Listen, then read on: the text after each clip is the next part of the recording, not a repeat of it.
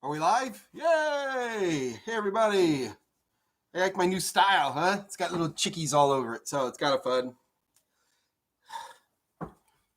They're hot. So, it's a big Friday day, man. We got a lot of stuff in store for today. Those of you who are tuning in, we've got some stuff to give away. We've got some big announcements. So, today should be a pretty exciting day. So, I'm actually looking forward to getting a few, seeing some of the folks who are logging. Oh, there's some conversations already going already. Wow, hey, it's the usual suspects. I say hello. Um, so hi, hello, gang. How's it going? Okay, so just a couple of things. First of all, we do have some good information on the CompTIA online testing now. So you can start scheduling online testing on April 15th. Now, let's be real clear what that means. That means you can go ahead and schedule a test sometime in the future starting April 15th. So I'm pretty sure you can't log in on April 15th and take a test that day. And I guarantee you there's going to be tons of, a lot of people hitting it hard at first. So probably going to have a little bit of a surge there. But it is happening. It's going to happen April 15th. It's going to be proctored. And just head over to www.totalstem.com.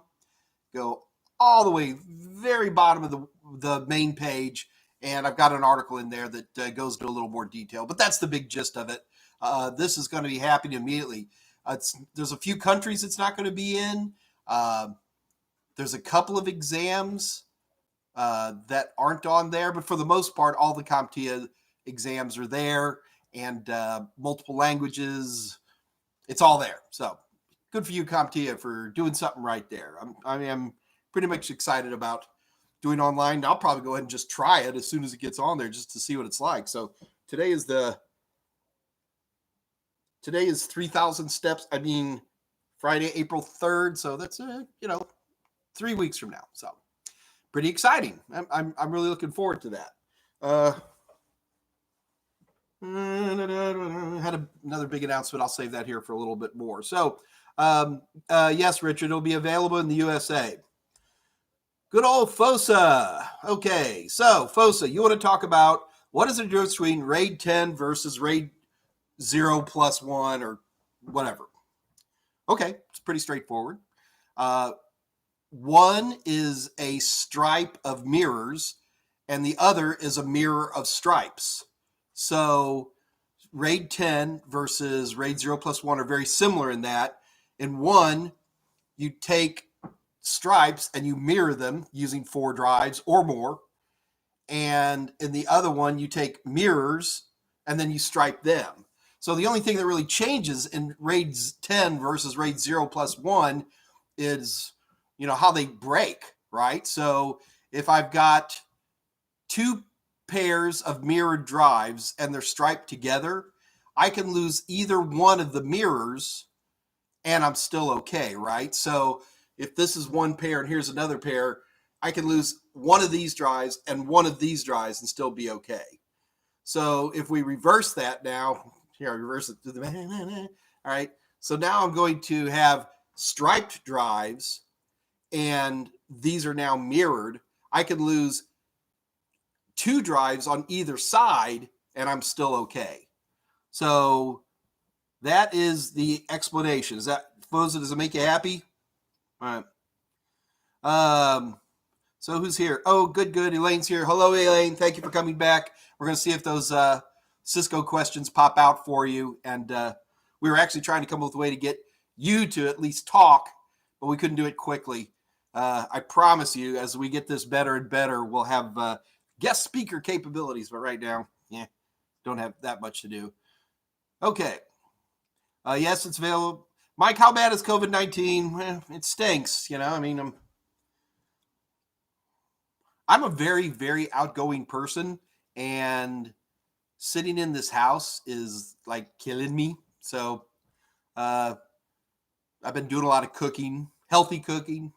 I've actually managed to lose weight. I'm really working on that. Nobody joined me on MyFitnessPal. I was very disappointed. Yeah, it sucks. I'm not gonna try to slice this any other way. I mean, Texas is certainly compared to. I really feel bad for states like up in the Northeast, like where Elaine is, but yeah, it's not any fun at all, and that's just the bottom line to it. And there's a part of me where life pretends to go on, and then there's the other part where I'm just like staring at a wall. All right, how's that? Yeah, but my friends give me cool face masks. Yeah, okay. Hey, Mike, watching from Galway Island. Any new books coming out in the future? Really right now, my life is to keep the A+, Net Plus, and Security Plus going. That's a full-time job, just cycling through those, the books plus the videos and test banks and all the other stuff. So, no, I toy around at looking these things and that things, and even with fantastic people like Scott Jernigan, making my life a lot easier. It's a lot of work. So it's going to be tricky for me.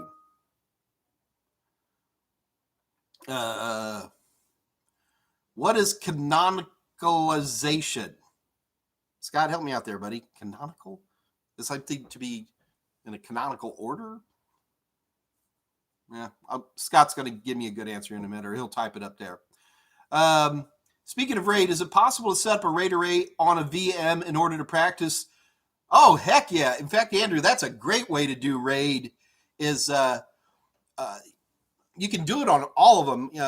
I'm most familiar with VirtualBox, Oracle's VirtualBox hypervisor, but you absolutely can do that. It's really cool, and you can even things like storage spaces and things like that aren't necessarily classic RAID. Using virtual machines is a great way to do it. In fact, a lot of the graphics you'll see on in my books are often from virtual machines.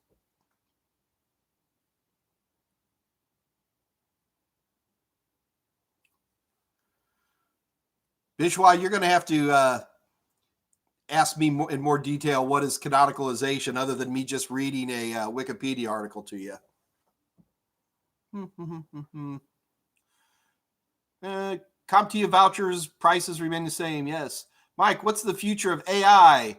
And is there a certificate? Is there a certification for it? I mean, we're certainly, the Internet of Things is marching on. Wi-Fi 6, I think in particular, which it in my opinion has some features that really support Internet of Things. We'll bring it on, but it's the same game it's been for the last 30 years. Smaller, faster, brighter, and more colors.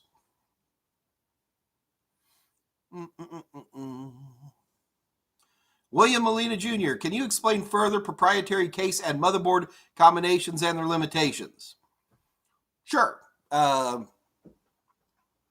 I mean, that's always a challenge. Anytime, do I have anything nearby that one could... look at this. It's an oldie, but it would work. So, I'm trying to figure out what this is. All right, so this is like this is an old laptop motherboard. Pretty sure it's Dell. So, surely we know the beauty of having standardized form factors is that the interchangeability between power supplies and motherboards and cases and a few other things as well, just gives us more flexibility and allows us to have what we want in terms of our systems. Now, laptops is one good example. Although years ago they tried to do laptop form factor standards, it didn't really go anywhere. But one of the reasons that we do proprietary boards is because you have proprietary setups, or we're looking for something that's particularly small. But the problem is, and this is really the whole issue, is that if it's proprietary, you don't get any of the groovy exchange capabilities. If that motherboard's power supply went out, well, I'm going to go out and buy another power supply from them. I can't run out to Micro Center or Best Buy or wherever you go to buy your power supplies. So, that's the downside. The nice side is by making it proprietary, people can get what they want out of it. I am literally being beeped at by 7 different ways. I'm going to take that off. you're just not getting the advantage, the chocolatey goodness of having the ability to interchange parts, but you can make it small or you can make it fit into your laptop case, that kind of a thing.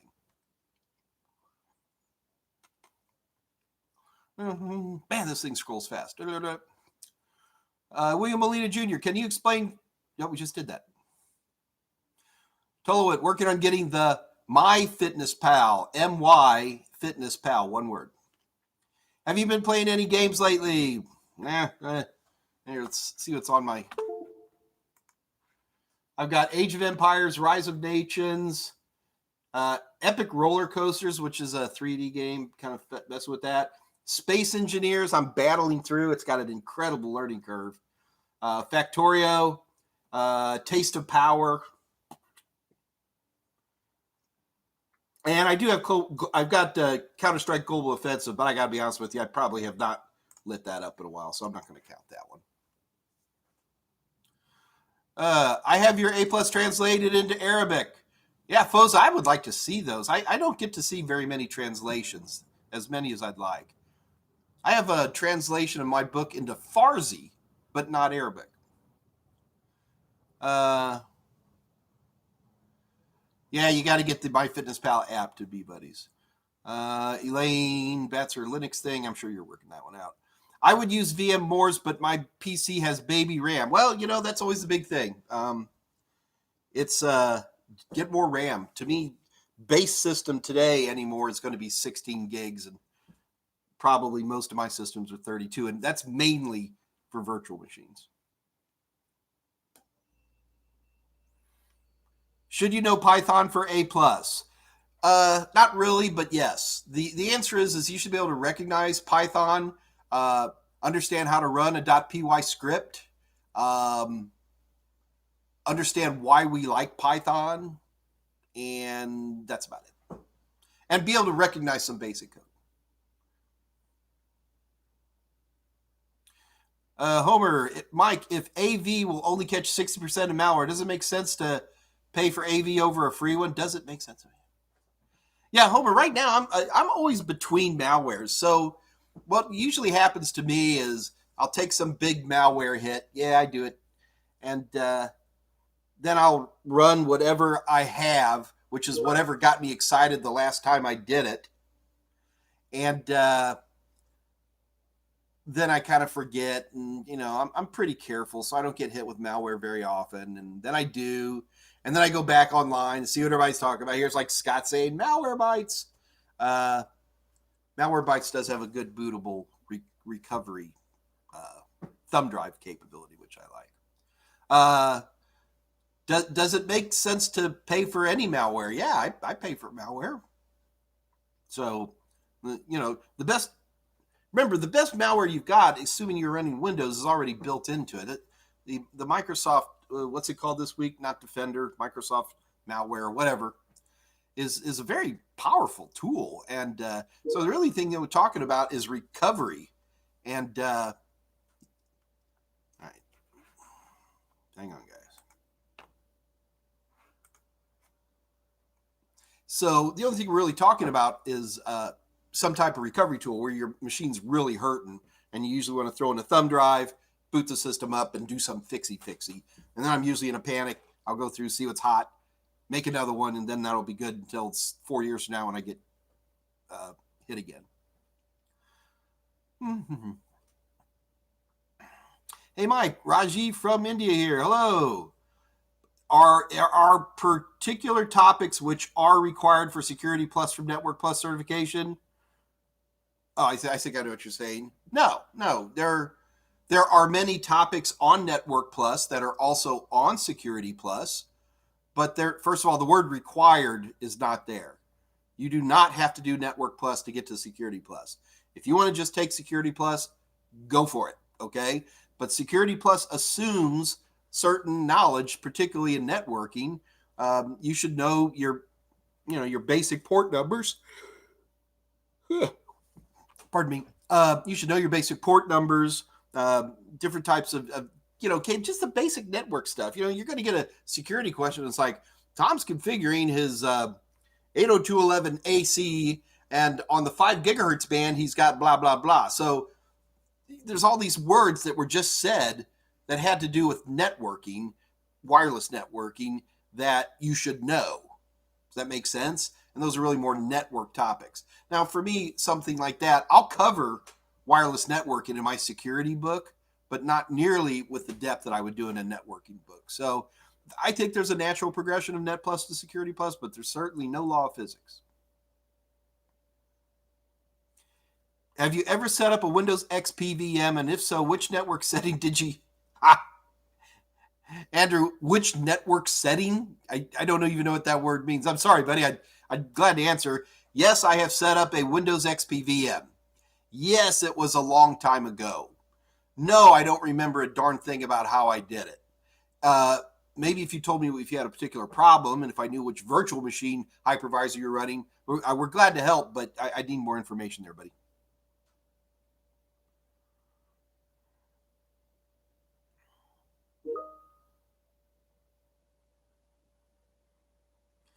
All right. So Scott's telling me that Ian Turner, do you have a bunch of students here from Scotland? Is that accurate? Type something, guys, or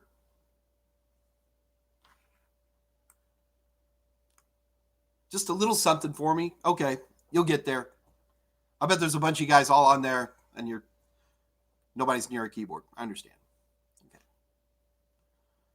Okay. Paul Murphy, I was trying to practice some RAID configuration on my laptop. Wow, that's tricky right there. But it isn't available in my BIOS. Any way around this? I understand what you're trying to say. Okay. I mean, this is where you get virtual machines. I mean, this is really the reason to do that. So you're trying to do like hardware-based BIOS, like you have a built-in RAID on a motherboard, but on a laptop. Yeah, you're picking up the wrong screwdriver for the job there, Paul. I mean, you're going to need a desktop system that has that type of support. But again, it's really what you're trying to practice in RAID. Are you just talking about doing software versus hardware RAID? That's not that terribly interesting. And to be honest with you, that's probably beyond A+. Most of the questions are on RAID are going to be like, what's the failure scenario? What are you going to do? What type of RAID would work best for this? And but if you just want to play for fun, you're going to grab a desktop, man. I can't. Laptop's not the way to go for something like that. But Elaine Blatzer, do I have a VR headset? Yes, I do. I made a mistake. I meant A+ requires no tally. Okay, you guys are working something out. Can I explain Cat 7 and Cat 8 cabling off the top of my head? Scott, did they finally put Cat 7's on the yeah. There we go. So I'm actually going to I'm going to reference a very, very good book. So man, this is where by next week I'm going to have this set up so much better, but I don't have a way to bring this out for you in terms of showing it to you. So these are forms of unshielded twisted pair. These are the latest category levels. I'm pretty sure that Cat 8 isn't even adopted yet officially. But if you just want to go through some of the numbers, for example, Cat 7 runs up at about 600 megahertz. So 600 megahertz. So, that would be with 4 pairs. So, we're talking about some pretty high eventual bit rates there. Cat 8 goes up to 2000 megahertz and transmission speeds. So Cat 7's really designed optimized for 10 gigabits per second. Cat 8 is going to be 25 and hopefully up to 40 gigabits per second. Cat 7 is going to run at 100 meters. Cat 8's originally is going to start out at 30 meters, but like most standards, it will probably move to 100 meters in no time. And so are those the type of questions you're looking to have me answer for you there, man? So, Fosa, if you want me to explain the difference between UEFI and legacy BIOS, I want you to now ask me a more detailed question. I don't care what it is, but just ask me a detailed question. We did cover that with you yesterday, right? And I'd like to work on more details. Mike, do you have a Palm Pilot? No, don't have a Palm Pilot. VirtualBox. Oh, okay. I can't figure out if I need to use NAT network, bridged adapter, or what. Well, what do you want to do, Andrew? So let's see if I can do this. You know what? I'm going to light up VirtualBox.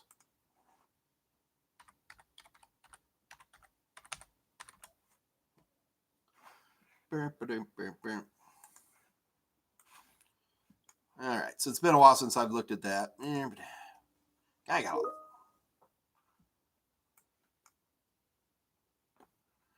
a lot more details than that, Scott, but a good start. Okay, so settings. So I'm what I'm doing is I've got VirtualBox lit up, and I'm going up to one of my arbitrary virtual machines, and I'm going into the settings on that machine, and I'm going over to network, and so you've got 4 adapter options. You can put up to 4 virtual adapters in there. One of it you can say is you're attached to, well, you can say not attached. You can have NAT.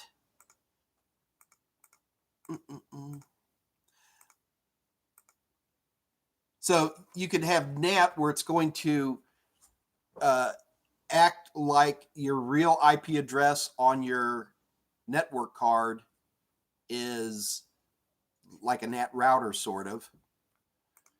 You have a NAT network. In a NAT network, you basically create a virtualized little device, and all of those are going to be behind it. So it would be almost like a home network. Bridge. Now, bridge is the one I tend to go to a lot. So a bridged adapter basically makes your real network card look like his network card. But he gets his own copy. So if you have the important thing is if you use a bridged connection, your virtual machine is going to have the exact same IP network ID that your regular network is. There's an important difference. So if you're on a 192.168.4 network, your actual network card on your virtual machine will get a 192.168.4. If you're on any form of NAT, even though your network card is 192.168.4 something, the virtual card inside your virtual machine will be a 10 dot or something like that. What else is in there that's interesting? Internal network. Oh, actually, internal networks are pretty cool. So with an internal network, you can actually set up like your own little, in essence, your own virtual switch. And you can have all of the virtual machines plug into each other, and they can just be their own little network. So that's actually cool. I use that sometimes. And the other two I don't remember, and I never use them, so that speaks volumes right there. So Andrew, I hope I got you answered there. In general, if you want your virtual machine to be on the same network as your real computer, use a bridged. If you don't care, you just want to get on the internet or something, just go ahead and use NAT, just straight NAT by itself. Kaziman, Mike, are you a fan of VR gaming? Do you know any? Now, I mean, we got some pretty nice VR stuff at the office and set it up. When A+ actually made that as an objective, well, gives me an excuse to go buy toys. Yeah. So we got what did we get, Scott? I forget. I cannot remember the name. Very popular one. But we got a few games and kind of putzed around a little bit. I'm still enjoying playing Superman in Google Earth more than anything else these days.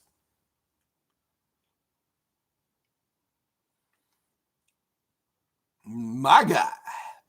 Maybe send an alert via Udemy so more people know about this. I mean, Homer, we did in multiple ways. And we also sent out to Linda, which is a big support base for us. And we get who we get. I'm not doing this for getting a gazillion people. I'm just doing this to help. I just want to make sure that everybody has a resource to go to at least once a day if you're trying to get to an A+, an F+, or Security+. And that's really my goal. Ian Hunter. What did I say earlier? Sorry, man. New College, Lancashire lockdown crew. Word up. Hey, Mike, what is the biggest challenge a system administrator would face on the job? Dealing with humans. Probably more serious than you'd think. Dealing with humans and time management would be the big ones if you're looking for something technical. Homer, where are you getting 10 gigs? Is that a question directed to me?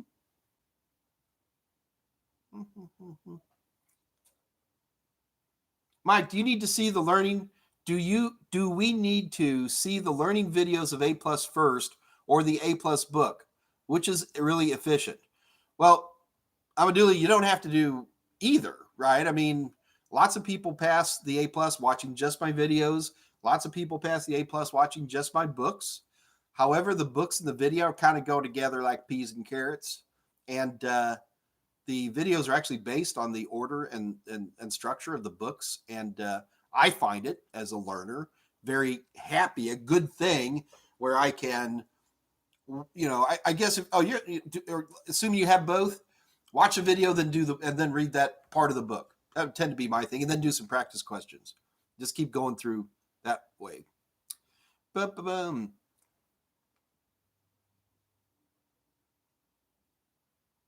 Just trying to read here. How do we study the A Plus with your materials? Do I have a study plan to help, or how long would it take? Takes about 120 hours for A Plus. Some people who are better studiers might find it a little bit less. Some people who have more challenge with study might find it to be a little more. Everybody has variances. In my A Plus book, I put the entire intro, how long do I have to study? We got a nice little template there for you to kind of figure it out, but 120 hours. Now, is that 8 hours a day or is that 1 hour a day? That's your business. I have no control on that part.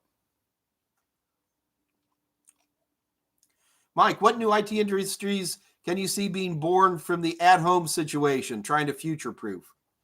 Well, I'll tell you right now, there's no more guarantee that technology is here to stay than doing everybody trying to stay home and telework on from your house.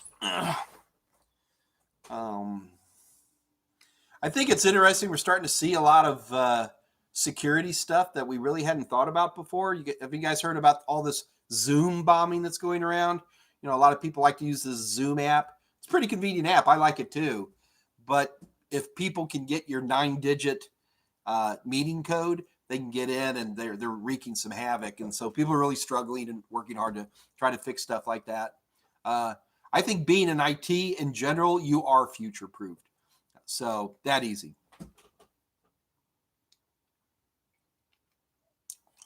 Leo, the best way to learn is to practice. You got that right, brother. Could you give us a coupon for your Udemy courses? Well, you know what I do? I'm going to do better than that. I'm going to give away, don't want to be a liar here. I'm giving away pens. No, I'm not giving away pens. I'm looking for my phone. All right, we're going to give something away here in a minute. But you got to keep in mind, FGH, the coupons for the Udemy courses are so inexpensive. It's ridiculous. It's funny because I started doing videos like on VHS tape back in the 90s. And I work with an amazing company called LearnKey. And they would sell my stuff. It was like $700 for a course. And I didn't get that. Okay. Anyway, so when we started just doing our own in-house production, I just thought 700 is it's a ridiculous amount of money. And I told my folks, I go, we're gonna sell it for half that. So we're gonna sell it for $350, And I never made much money on videos. To me, they were really just more like an advertising for the books.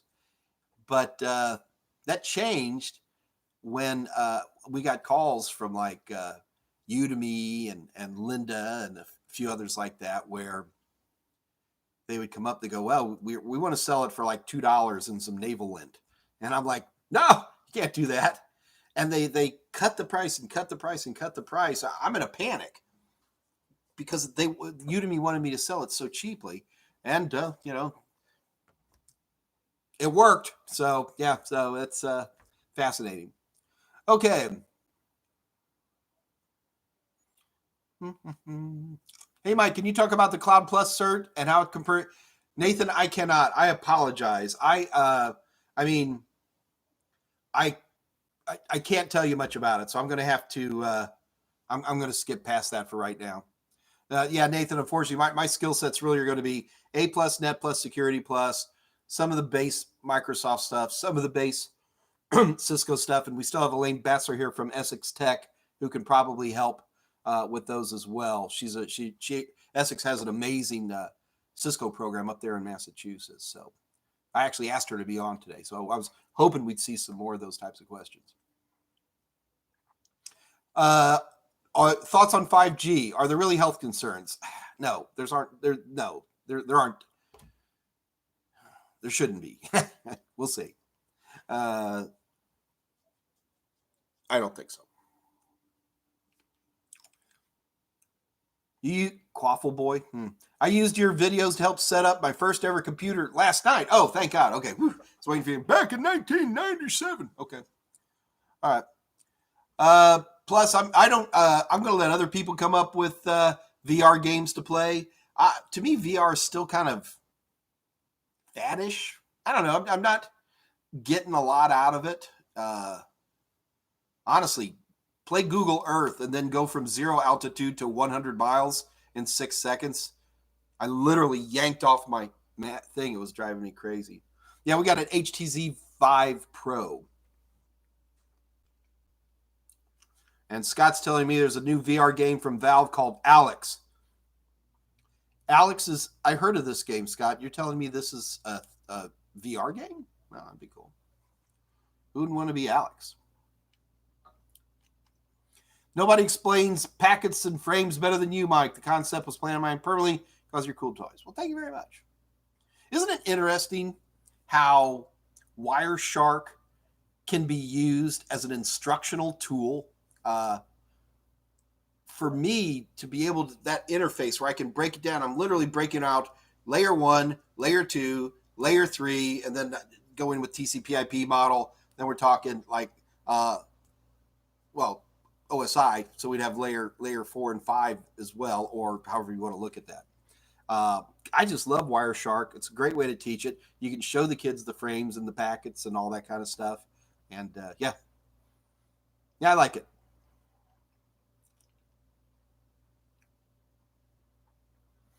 Thanks, Paul. Iron Man. Mike, I study computer network in university, and I study Network Plus with you. Why is there a huge difference between academic and cert? They are using complicated words like network edge, network core.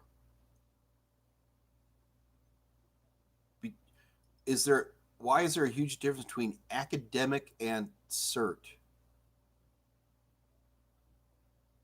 I'm sorry, buddy. I almost feel like I should pre-read these.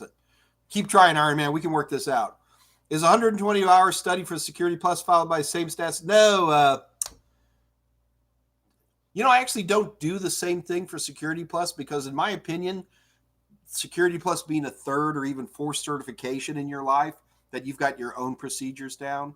So because A Plus is new, I want to help provide study skills. But for Security Plus, 100 hours, maybe 90 hours. It doesn't have the breadth of topicality that A Plus does, but it drills down pretty hard.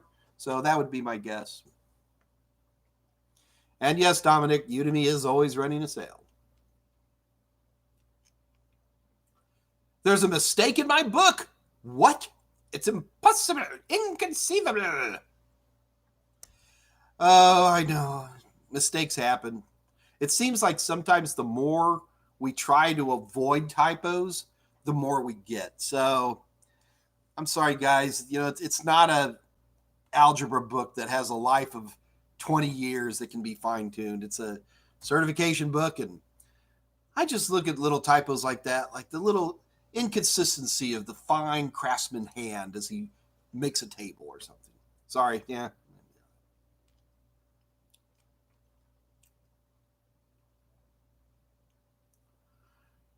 Oh, FGH, I see you're looking for free. Get out of here.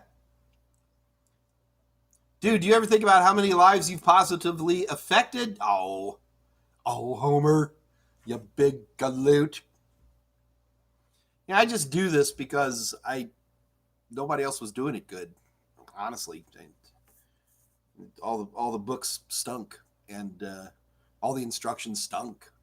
I'm not trying to be boastful; it just was stunk, and I was like, I can do this better, and I did. Mike, you ever thought adding a script feature would help when you want to refer to something that you said? A script feature.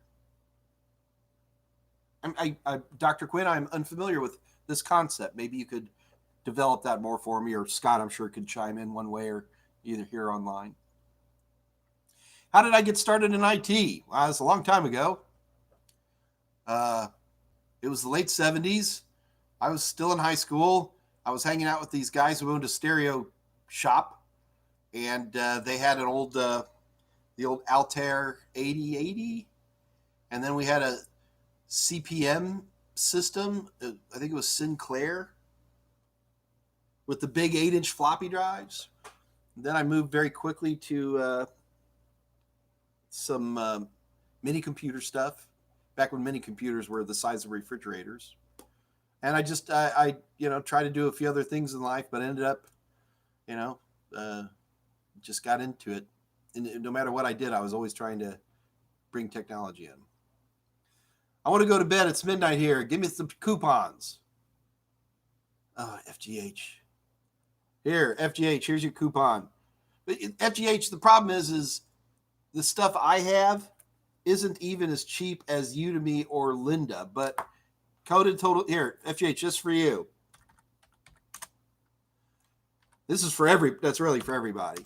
So go to MM Live 30 and everything's half off. So what we're going to do here, okay, does anybody want something free? I wish I had my phone because I don't know what I'm supposed to give away exactly. All right, I think what Kathy Yale from my office said that I can give away today is like a year of the, it's a full year on the hub. I think it was everything. But if you want to hang on a second, all right, everybody who wants to participate,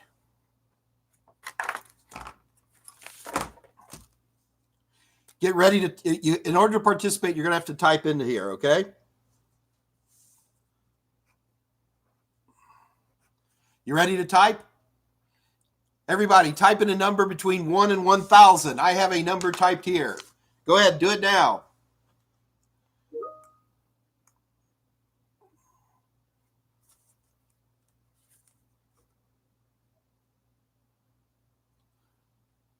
You have to type a number in here.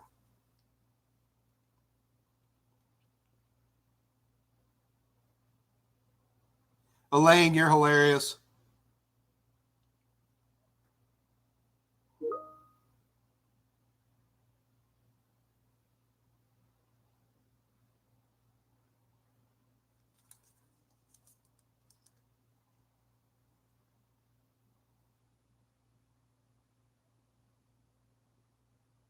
Is that it? Okay.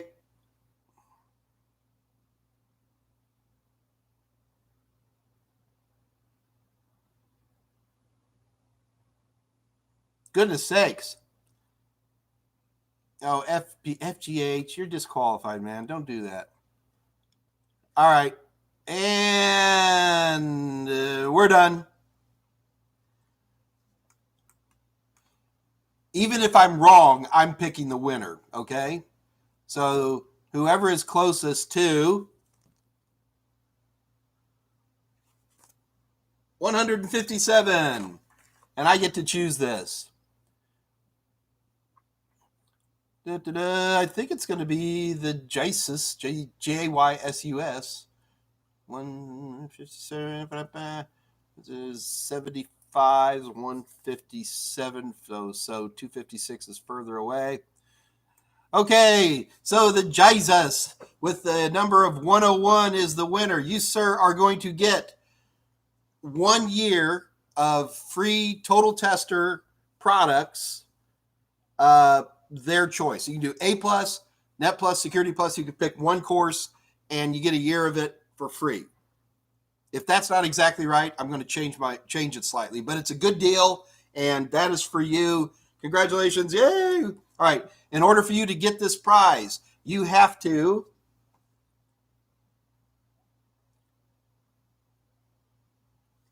send me your email via YouTube, because that's the only way I'll know it's you for sure. Okay?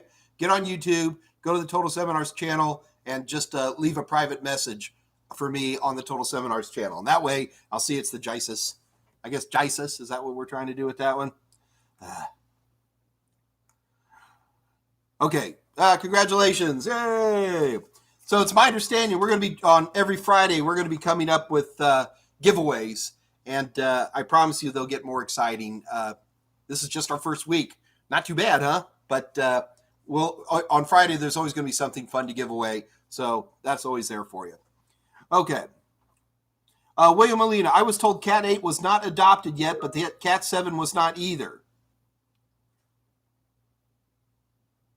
Oh, sure. But the problem is just because they're not officially recognized, cable companies love to be better than other cable companies. Now think about this. If you're making cable and there's standards, what do? Right? You got to stick to the standards. So since God was a teenager, cable companies would always want to push standards. And they would always come up with, higher megahertz rating, cables, that type of stuff. And so as the industry began to go, oh, well, let's look for higher speeds, the cabling companies would be, all right, see, I already got it here. Look at this, really cool. So they begin to form. In fact, you shouldn't even say Cat 8, Cat 7, and Cat 8. You should say pre-Cat 7 and pre-Cat 8, because there is no formal standard on it. But they talk about this stuff. And the American National Standards Institute, ISO, they talk about this stuff for years. So the cabling companies get some clues about what we're looking for. Does that make sense? And they will make pre-Cat 7, pre-Cat 8 cable and sell them. But that doesn't mean that they're adopted as a standard. But they can sell them, and it's up to you as a person who's laying in infrastructure whether you want to actually put it in or not. I do believe 7 is starting to roll out now. But, 7 was adopted. Somebody look that up for you. Go in Wikipedia and type in, has Cat 7 been adopted? We're real close. Does that make sense?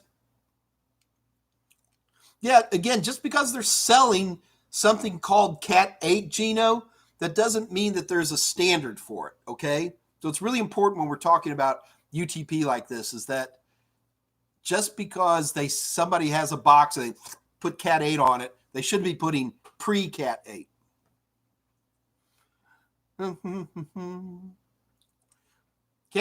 Why do people, it's like every day I get this question. Mike, did you ever phone freak back in the day? Not much. We did a little bit with some dialers, but nothing exciting. We get to break the date and time responders. FGH, why are you just sad, man? Just sad. Hi, Mike. What advice would you be the next step after CCNA in terms of which route to pursue? Well, Nico, what do you want to do, man? Seriously, what do you want to be? It's, actually, Elaine might be a good source for some answers on that. It would seem to me if you're doing a CCNA, that means you want to pursue a Cisco route, that you have found joy in Cisco. And so, you got so CCNA, then you have your CCNP, which has a number of different versions depending on what kind of CCNP you want to be. And then you go, the next big step from there is CCIE. And there's also a number of different subvariants in there. Definitely check out the Cisco webpage and see their different offerings, and maybe that'll help you get a feel of where you want to be in that. But I don't think PMs are still a thing on YouTube, but I could be wrong. Well, The GIAC, if you can't get a hold of me there, then just give me a holler here. We'll work something out. Do you remember ISO slots and that what the Pentium 2 used to go into? Sure, yeah. I'm going down memory lane now. That's what the big thing when I got into IT. Yeah. My big thing was, no, I'm not even going to say it because it'll get you all wound up. It was something to do with soldered memory, which was quite a little topic yesterday. Yeah, Scott, the problem is who would know that's him, right? Private piracy ain't cool. I know it's not cool. Yeah. It's always funny because, I'm not going to say I was always the perfect kid. And literally all of my income comes from royalty revenue now. So it's like, yeah.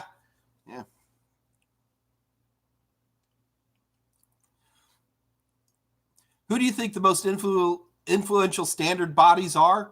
Sure, it's ISO and the American National Standards Institute. That's pretty much it. I mean, there's the European one. ISO is truly international, but it's European. There's also a European standard. It's kind of sub ISO. I can't think of the name of it off the top of my head. But yeah, those are the bodies for certainly network and most general technology. And screws. IEEE. Yeah, good one. Thank you, Scott. There you go. Elaine's got some great information there for Cisco. But sooner or later, you need to get a job, man. Gee, doesn't that sound familiar, you guys? You think me and Elaine might talk sometimes? I went to iFixit earlier to look at the cool tits. I want to get a recommendation. Honestly, most of the toolkits that you'll get at iFixit, Andrew, are really more for tablets and smartphones. Lots of pry bars and proprietary screws and stuff. They sell a bunch of different ones. But if you're thinking you're mainly going to be a PC guy, they sell like a real base kit for like $30 or something like that. It doesn't have quite all the extra bells and whistles. That's the one I own. Works pretty good. But honestly, the number one tool you're going to use to fix computers is going to be a number 2 Phillips screwdriver.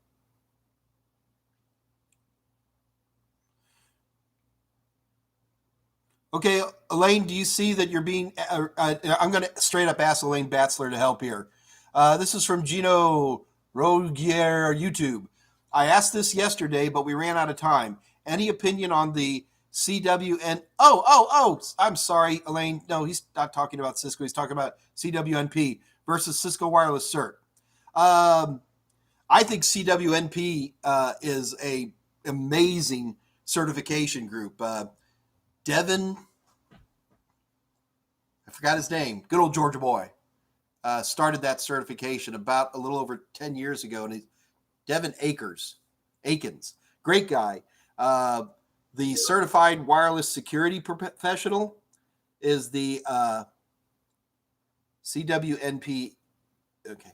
The Certified Wireless Security Professional, which is all part of under Devin's group. And it's not Devin. It's a nonprofit. He's the founder and the soul of the place. He's a hilarious guy. He's like, just give me 802.11n and I can rule the world. Anyway, they have a lot of great certifications. I haven't actually toyed directly with the Cisco's wireless certification, but I would tend to think if you can go vendor neutral, go for it. I also can tell you that the CWNP is a very much respected certification, and I could talk about it in some detail. I don't know about the Cisco wireless cert. Hello, Mike. Bachagiri. Hello, Mike. I have just started as IT help desk looking to learn networking skills certs. Okay. Should I be taking Network Plus or CCNA? So if you want to be on a IT help desk, why are you even worrying about CCNA? Because, I mean, I guess Cisco does get people who call in with router problems and somebody with the CCNA would help. But just go to work, man. If you want to go for something, maybe Network Plus, but even then, get a job. Have your last A+ ninth book from? Oh, you have. Okay. Have your S on Udemy, which is good. I'm enjoying it. Ninth book. No, the ninth book is badly dated. It's 5 years old. I update every 3 years. And even the current book is already coming on 2 years old. Oh boy, I have to rewrite that here in about a year too. So yeah, you can't use a ninth. I'm sorry. I wish you could. Did you ever have to work with IT project managers? Sure. Yeah, IT project managers are interesting people because to me, the perfect project manager in IT is more like a den mother than a boss. You're herding piles of cats around that are either programmers or techs or whatever it is, and you got to keep everybody together, become a scrum master and all that stuff. And yeah, I've worked with them quite a bit. It's not a job I'd ever want to do. It's hard. And it takes a lot of this thing that I really lack called diplomacy. There, thank you for helping out, Elaine. Homer, Mike, what was your worst IT job? Worst IT job? When I first started teaching back in the very late 80s, early 90s, depending on how you look at this, and just having to live on the road. I would travel to 2 towns a week, and that got rough after a while. Money was good.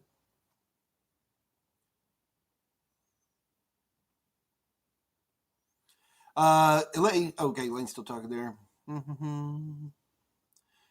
So, Thomas, we can make a random private video, then screenshot. Okay. I think we'll work it out just fine.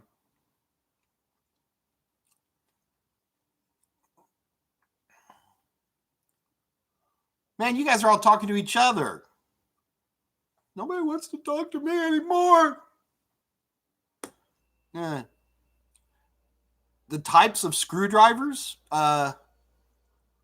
So here in the States, it's mainly going to be Phillips screwdrivers, and from the,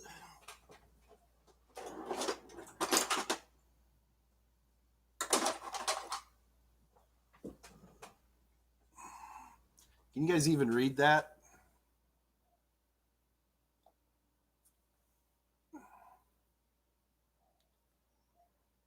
It says Windows for work groups. This is a very old screwdriver. So this has a small Phillips on one end.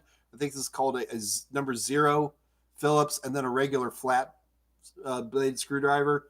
And for us in the States, this is 98% of anything I need.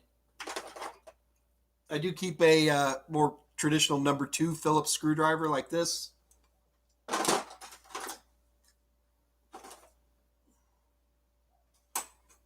Everybody, I don't really, you don't need a lot of physical kit. I got one of these.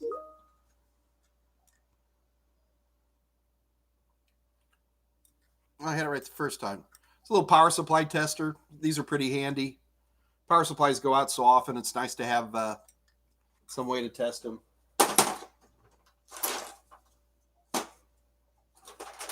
Got a pair of tweezers. And this is also a very important tool too, but usually for after hours. Oh, here's another important tool. I keep thumb drives around. Usually keep one thumb drive around with a stack of what I call my cool tools.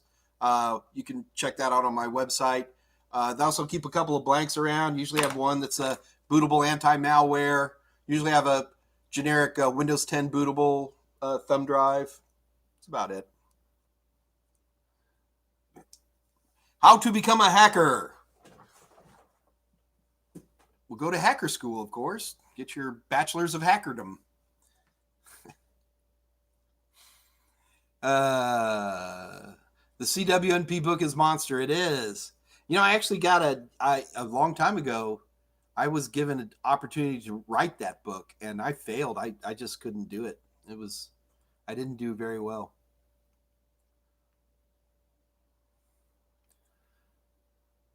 The worst IT manager to work for is someone who doesn't have a background in IT. It does happen, though. Mike, is there any benefit of placing a gaming system on a DMZ, or is that asking for trouble? Well, it depends how open your DMZ is, right? I'm not sure what you're looking for as a benefit. Firewall control? Are you trying to reduce latency. I mean, if you want to increase latency on a network, put 2 routers in it.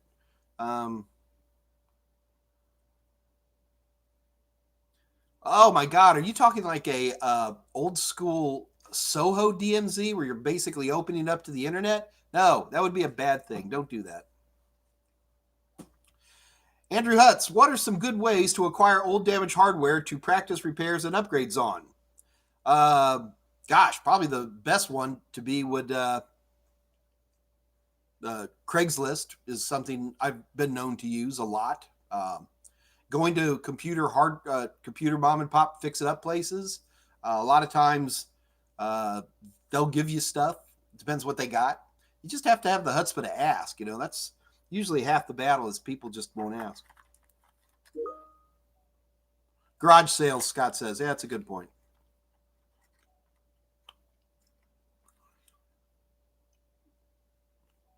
Do you recommend using that to practice on before starting working on other people's stuff?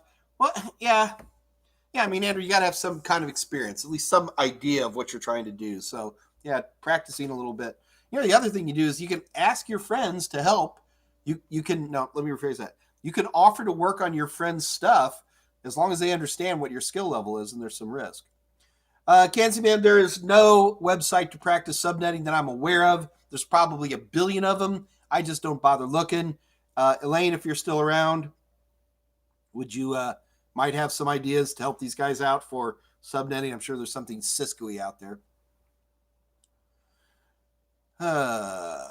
Thomas Herm, I'm sure there's a bunch I need to ask. I don't know what I need to ask, or I just don't know. Yeah, Thomas, look, we're doing this every day, Monday through Friday. I'll be here every day, 2:00 Central Time, Monday through Friday. And so if you don't have something to ask, this is a time, like, especially if you're in the middle of studying, this is your opportunity to go zoom in on something, take a look at it, concentrate on it, then come back, and then next 2:00 on Monday, have questions ready. So we're always doing this, okay? So don't panic if you don't have something today. I'm a wine drinker. What do I drink? I think all wine is delicious as long as it's made by a Frenchman. Yeah, I'm a total French wine snob, big time. Now, Scott Jernigan, he will drink swill. I've actually melted a red crayon in some water and put some whiskey in it and shook it up, handed it to him. He loved it. Yeah, but I'm picky about my wine. I'm actually drinking a very interesting Texas wine of all things. Don't tell anybody. Okay, guys, we're quickly running out of time here.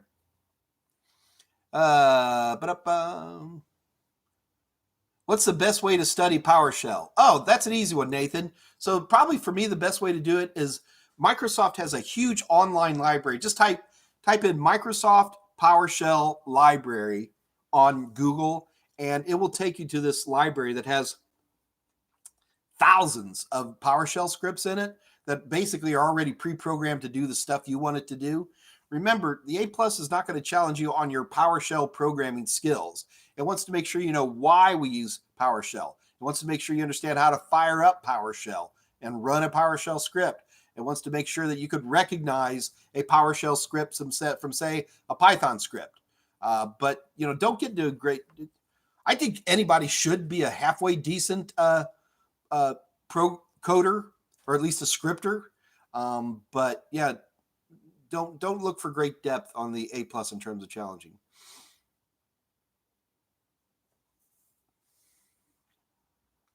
Can you install Mac OS on a VirtualBox with a Ryzen chip? I seriously doubt it. That's why I'm always afraid to say straight up no. How often do admins utilize it compared to Bash? Probably a little bit more than Bash in general, mainly because we're Windows anyway, and it hasn't been that long that Windows has actually been supporting a Bash shell in any popular way, but we're getting there. CBT nuggets, if you got the money.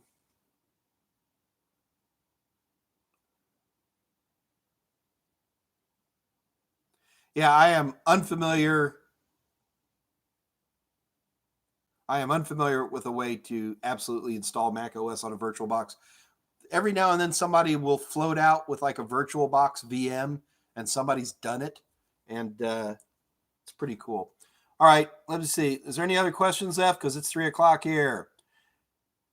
Corim, you're very welcome.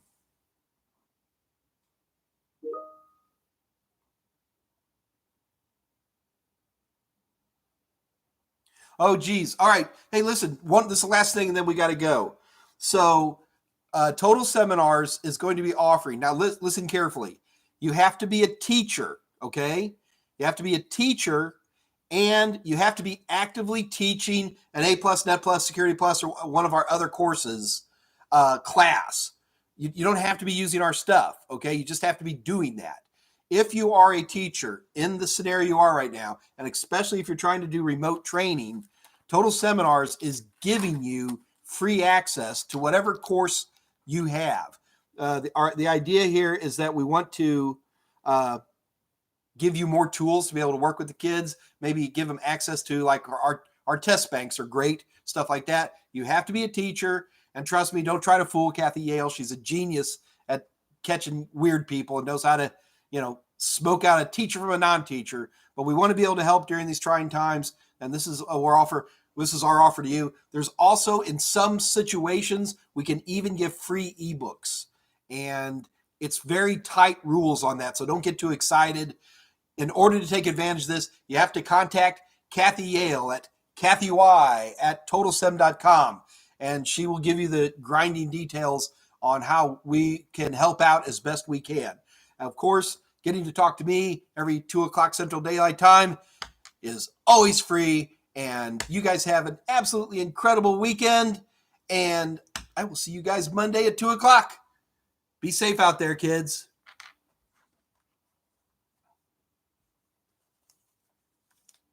You have to get used to putting on masks. I think I'll go take out the trash.